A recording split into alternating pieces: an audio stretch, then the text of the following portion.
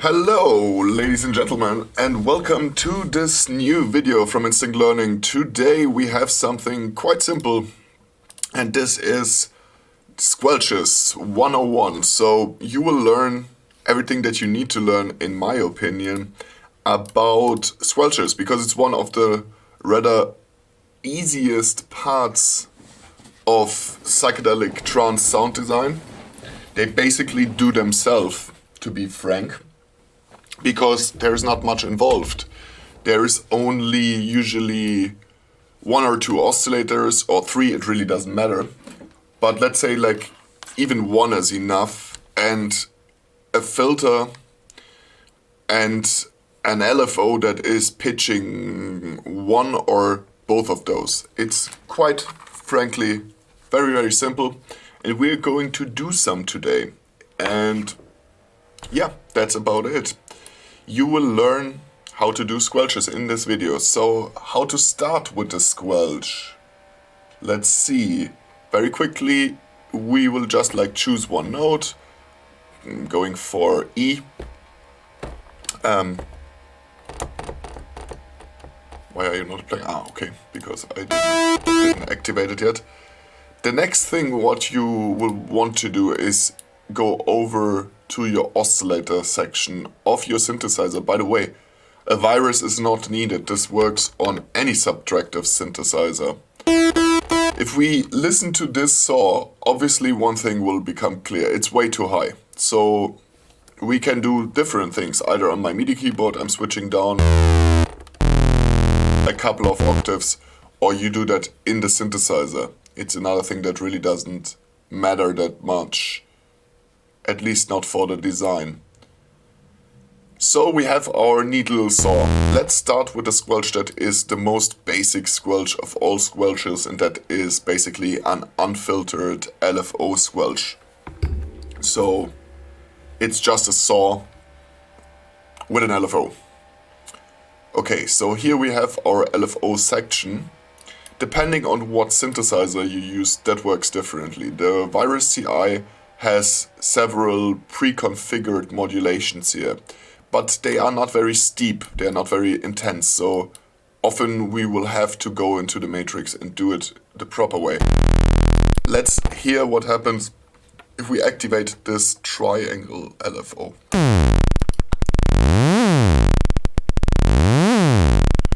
Okay, so we can hear that the saw now gets pitched.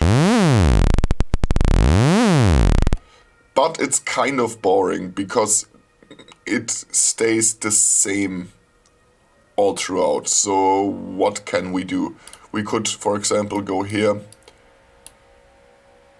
take a sine and assign it to the rate. But since we want to do a very simple squelch, I'm gonna refrain from recursive or other modulation. What we also can do is, of course, we can choose a different shape. But now it's not very squelch-like.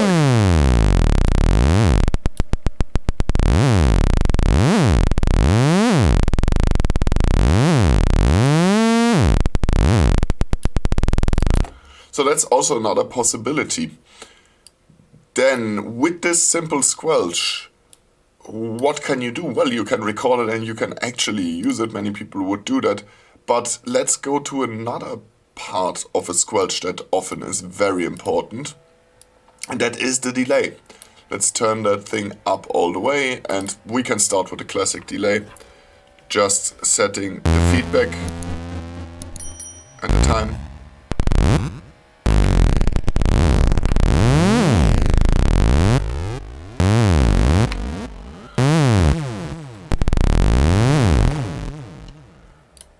Turn that back down. Already sounds a lot more organic, although we still are in a very, very, very simplistic way. Another way, of course, to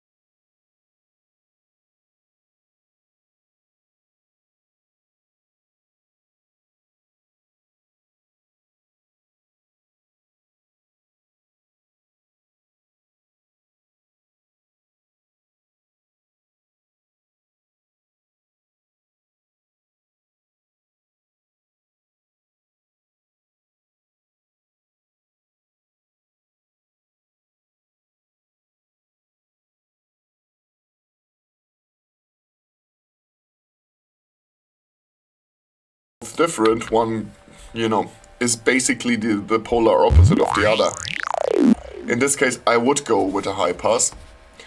But you definitely should mix it up. Don't always use high pass, don't always use low pass. What we alternatively could do, of course, is a band pass. In this case, I would still go with this one. And I'm a person who is really using his hands when it comes to modulation and sound design, and especially recording. I'm just so used to use my hands live while I'm recording to create movement, which is utterly important. It's so important. Natural movement in music is really a thing that many producers do underestimate, especially in our modern age where everything is done on the computer for the most part. And then people forget that Jimi Hendrix sounded so good because he actually was touching his guitar, not only controlling his guitar with a mouse. So, you know, I am a big proponent of using your hands while live recording and also while designing sounds, etc. So how I would modulate this sound is absolutely with my hand.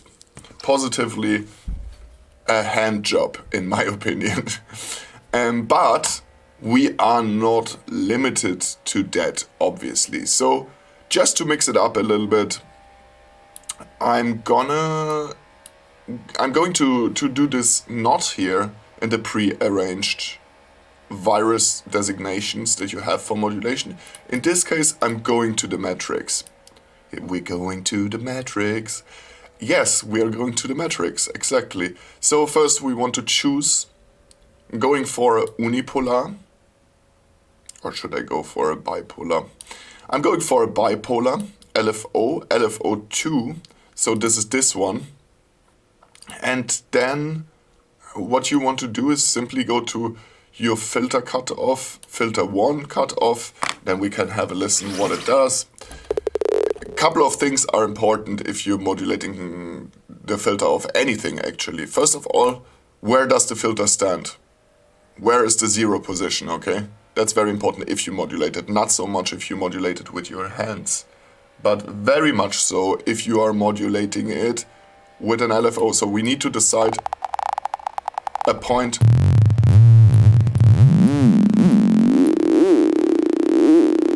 that is not too low and not too high.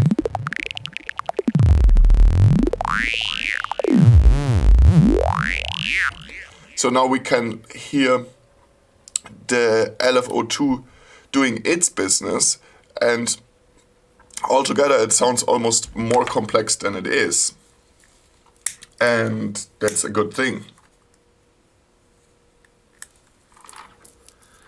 I know that I'm not breaking any news here when I'm saying that most brilliant sound design is shockingly simple.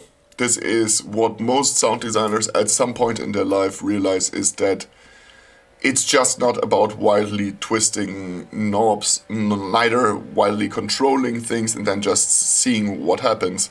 That is just random. If I would want that, then I'm just going for a random patch or a randomization method, which exists in the virus and exists in many other tools, because it is a viable option to work with random things, but that's just not sound design. Sound design is the opposite of random. It's,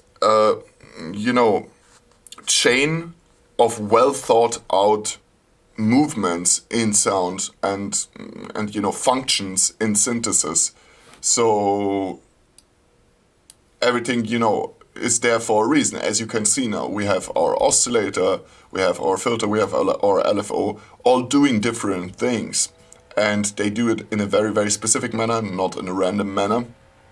So that's why we design sounds, I guess. But now let's take this already, I guess, neato sound.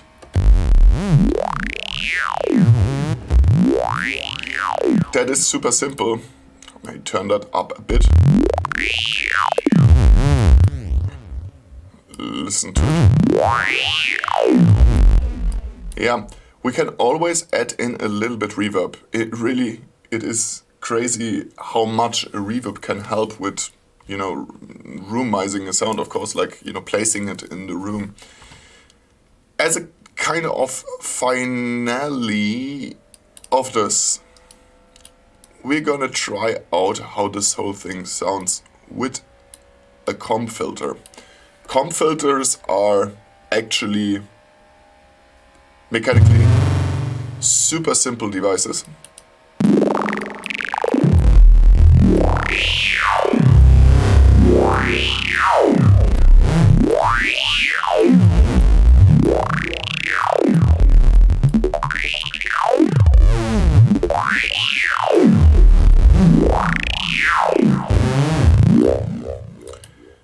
What I would do in this case, actually, we just talked about random, so why not work with random? In this case, it totally doesn't make sense. So what you want to do is you want to go to filter bank frequency. Let's set that to maybe 20, 30, something like that, modulation intensity. So now, every time we are hitting the note, the filter will choose a different frequency. Let's go maybe to E0.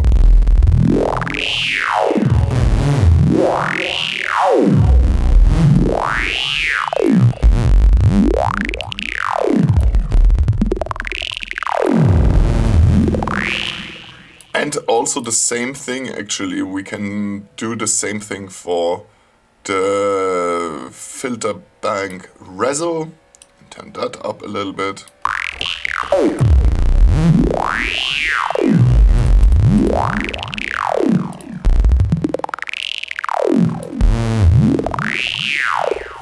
And we are basically done. So I showed you the whole principle of a squelch. Most squelches consist out of saw waves.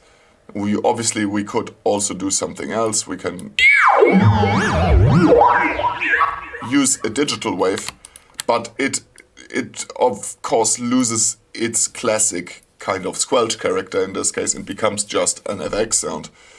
But nevertheless, let's go through it one last time. You have an oscillator, or two, or three, doesn't really matter. One is fine. Then you have an LFO. That LFO is modulating the pitch of this oscillator. It's the main thing, basically. It's already a squelch with just those two things. On top of that, though, we decided to modulate the filter with a bipolar LFO and to modulate a second filter that is a comb filter. And we have that set to 50% mix. Very, very low frequency, high resonance, and in the matrix we use the random to randomize those two parameters, filter bank frequency and filter bank resonance, which is indeed filter bank frequency and filter bank resonance over here. Next, we added two things to add the juice, so to say, to the sound. This is the classic delay. I could have used, for example, a free tape delay or a clock tape delay or any other delay of that matter to make the sound more interesting, but the simple delay is also really good. So I used that one and a little bit of reverb, but as you can see, it's just a little bit. It does the difference though. The reverb has slightly higher damping than in it and, like I would say, a medium reverb time. And no pre-delay or any fancy things going on in the back. You can see that psychedelic squelches are quite simple to do if you know how to do them. You can do them in any synthesizer, as I said, in Serum, in Vital, and in hundreds and thousands of subtractive synthesizers that are on the market, free and paid. I hope that you enjoyed this video. If you did, then leave a like. Also, if you have any question about music production, specifically about psychedelic music production, but really it doesn't matter. Also, if you're a person that is watching from another genre, just pop your question down in the comment section below. And most likely, if it's a good question, I will do a response video and explain the thing. So don't be shy, head on down there and pop your question in. If you like the video, as always, leave a like, subscribe to the channel, hit that bell button and show some support. Share the video with your fellow music producer friends and family, and I see you guys in the next one. So, booyakasha, I see you. Bye bye.